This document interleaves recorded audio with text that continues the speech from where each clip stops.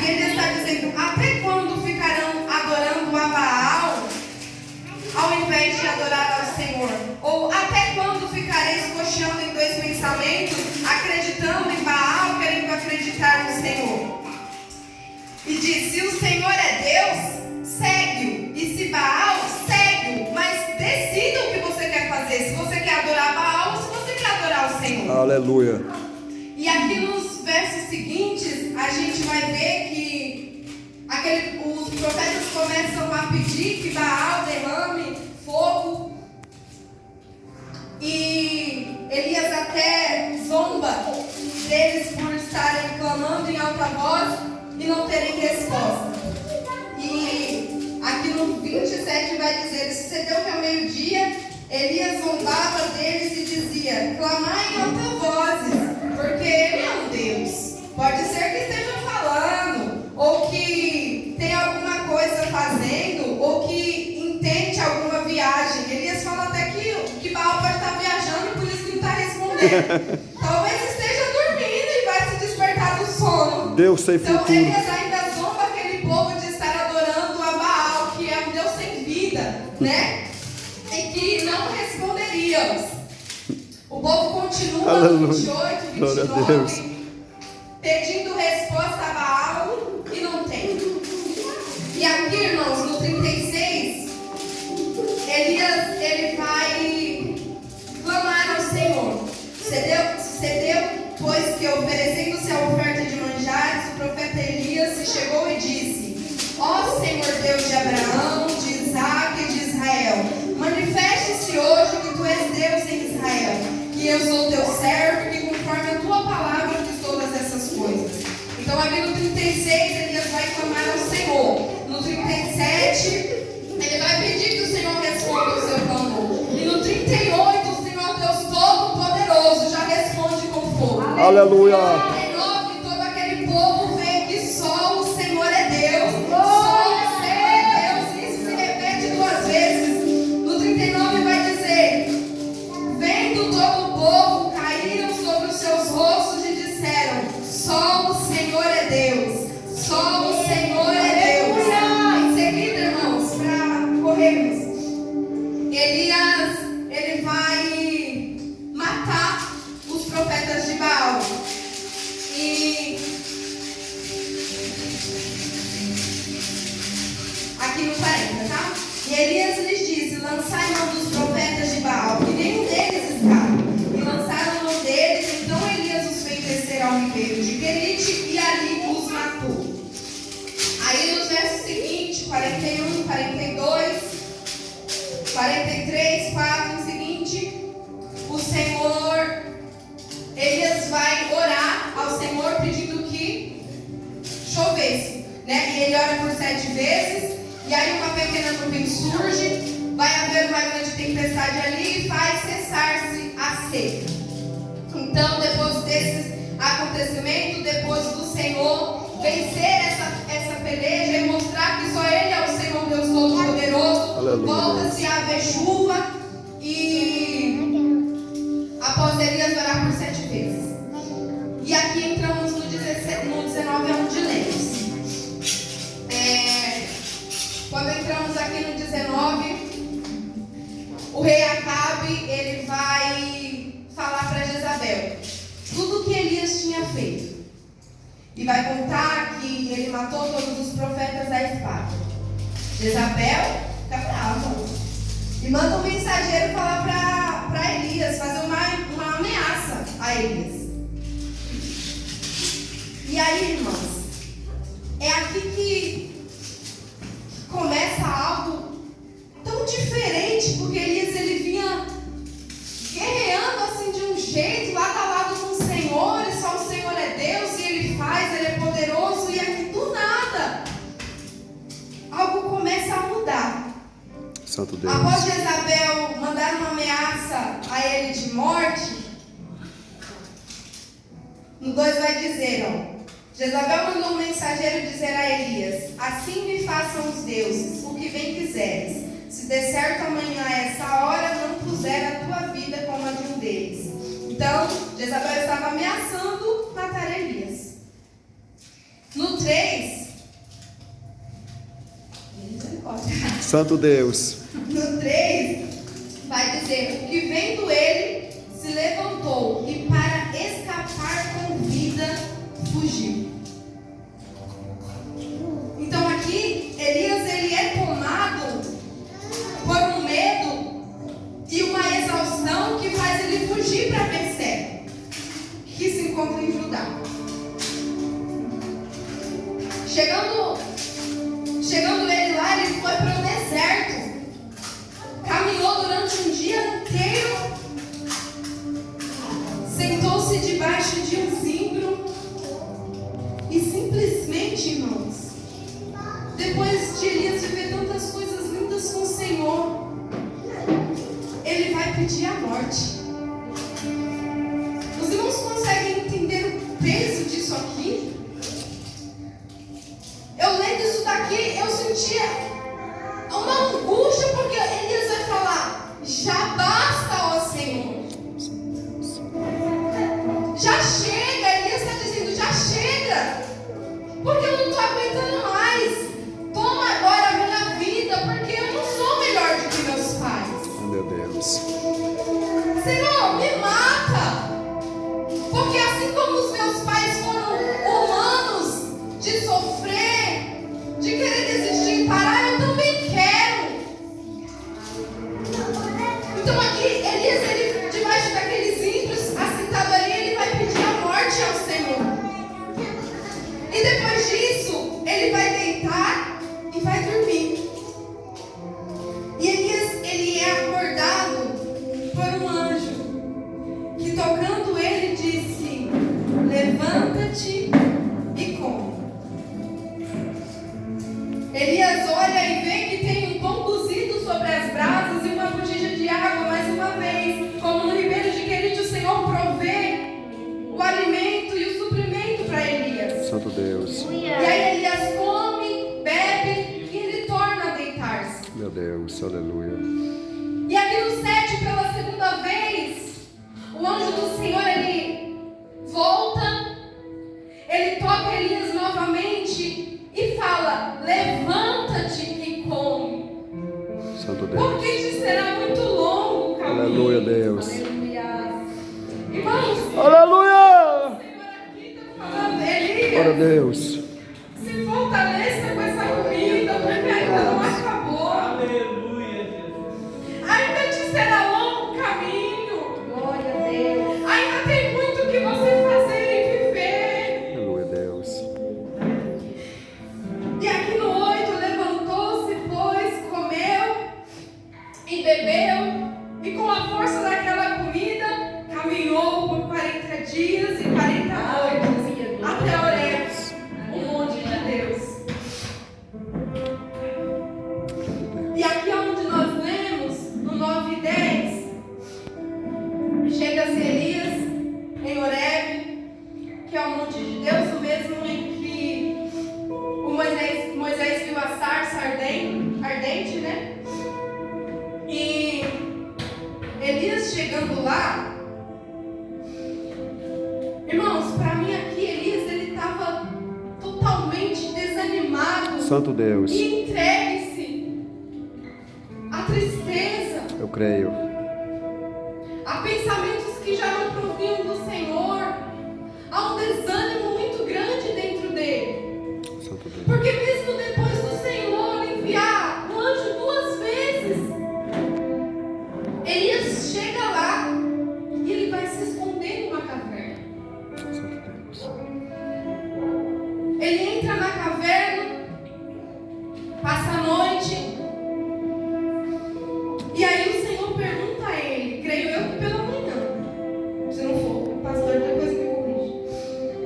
E aí o Senhor vai perguntar para Elias: o que fazes aqui, Elias? E aí Elias vai responder ao Senhor de uma forma indireta, porque se ele fosse responder ao Senhor o que ele fazia ali, ele não responderia da forma que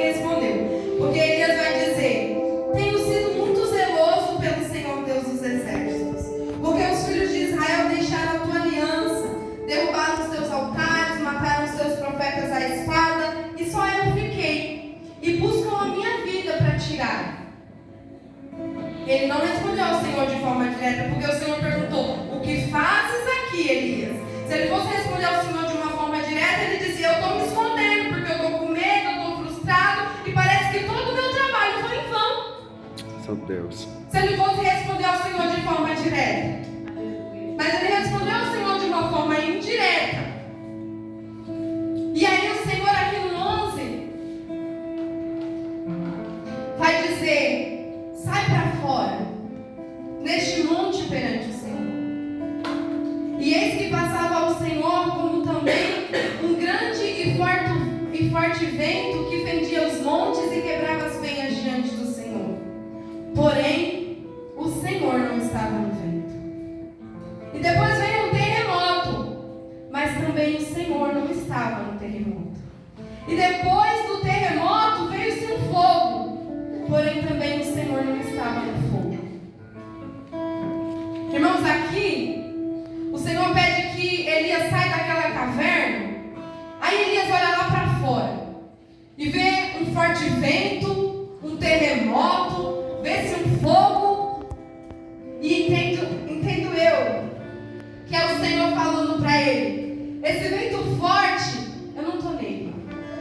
E esse vento forte aqui, esse terremoto, em seguida de fogo, simboliza tudo aquilo que estava dentro de Elias. Uma bagunça, uma confusão que não provia da parte do Senhor. Santo Deus.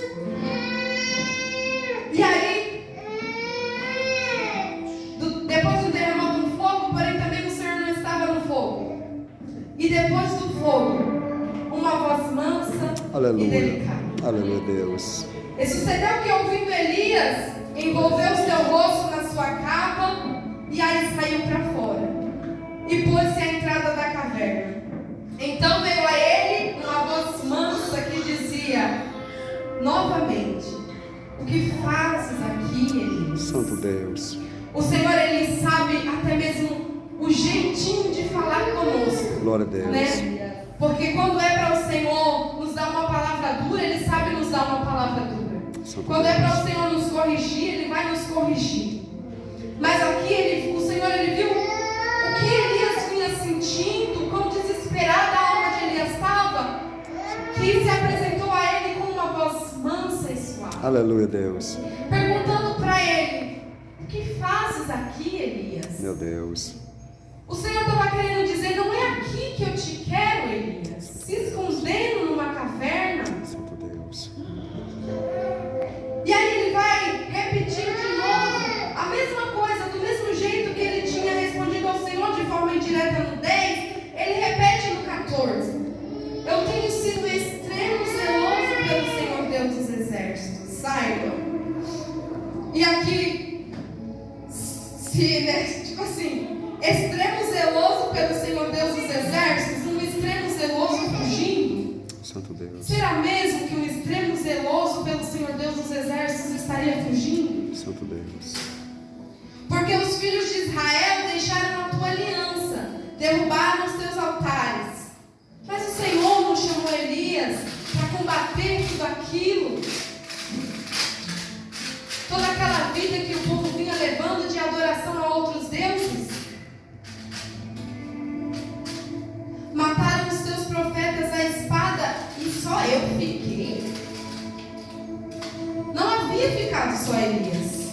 Santo Deus. Isso daqui era uma justificativa ou até mesmo uma desculpa a qual Elias estava tentando dar ao Senhor por estar se escondendo na caverna. Santo Deus. E quando eu digo que não havia ficado só Elias, é porque em Romanos 11:14 vai dizer assim: para encerrarmos, tá? Já deu a hora. Romanos 11, é título que fala? O título de Romanos 11, a epígrafe de Romanos 11 vai dizer: os remanescentes de Israel. E aqui no 4 vai falar: mas que lhe diz a resposta divina? Reservei para mim 7.000 homens que não dobraram os joelhos a Baal. Meu Deus. Então havia um remanescente. Glória a Deus. Não era só Elias. Santo Deus. Não havia ficado só ele. Santo Deus. Glória a Deus. Isso também a gente vê aqui no 18 mesmo. De 1 Reis 19, o 18 vai dizer: também deixei ficar em Israel 7.000 homens, todos os joelhos que não se dobraram a Baal e toda a boca que não o beijou. Santo Deus. E depois de Elias dar de certa forma essa desculpa, essa justificativa ao Senhor, o Senhor aqui no 15 vai falar para ele: Elias, vai e volta pelo caminho para o deserto de Damasco. E quando você chegar lá, continua fazendo aquilo a qual eu coloquei nas tuas mãos para você fazer. E Elias ele vai ungir Azael sobre o rei da Síria e Jeú sobre Israel. E ainda Eliseu como seu sucessor.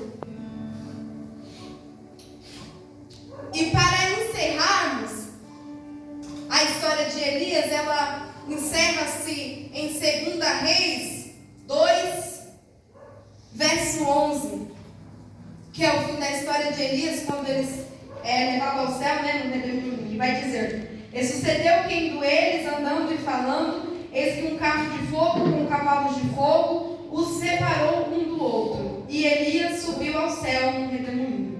E daqui para frente, a história começa a narrar, Eliseu, que é o sucessor de Elias. Santo Deus. E eu quero encerrar dizendo que eu falei ao Senhor: eu não vou ficar parando e aplicando e falando, sai da caverna, meus irmãos, não. Porque cada um de nós sabe para aquilo a qual o Senhor nos chamou. Meus irmãos, se fosse para mim fazer o que eu quero, eu não estaria pregando aqui. Santo Deus. Mas não é sobre mim. Glória a Deus. Nada é sobre mim. E eu sou somente uma serva do Senhor. Glória a Deus. Que por vezes me escondi na caverna. Santo Deus. Mas o Senhor me achou lá. Deus. E se hoje eu estou aqui ministrando a palavra do Senhor, Glória a Deus. foi porque não me faltou fé, Glória a Deus. mas me faltou força. E o Senhor renovou as minhas forças. Aleluia. E por esses dias mesmo, durante a campanha, o Senhor renovou as minhas forças. Glória a Deus. Então eu me encerro Glória a Deus. dizendo que se você não guardou nada do que eu falei até aqui, guarde pelo menos isso. Elias, ele não pediu para morrer por falta de fé, mas por falta de forças. E Deus não corrigiu, exortou, foi duro com Elias. Santo Deus. Pelo contrário, Deus alimentou, deu descanso. Glória a Deus. Porque nem todo desânimo é ausência de fé. Às vezes é só uma exaustão, carregado de medo, Glória a Deus. de um cansaço emocional e físico. Mas, meus irmãos, ainda há propósito, Aleluia. ainda tem caminho pela frente. Glória a Deus. O Senhor está dizendo a pessoas aqui: ei, Elias, ainda tem propósito, Aleluia, Deus. ainda tem caminho pela frente, Elias. Santo Deus. E ainda tem vida, ainda tem vida. E como eu falei, irmãos, eu não vim aqui para ficar falando a ninguém para sair da caverna. Santo Deus. Porque sabemos que o Senhor não nos chamou para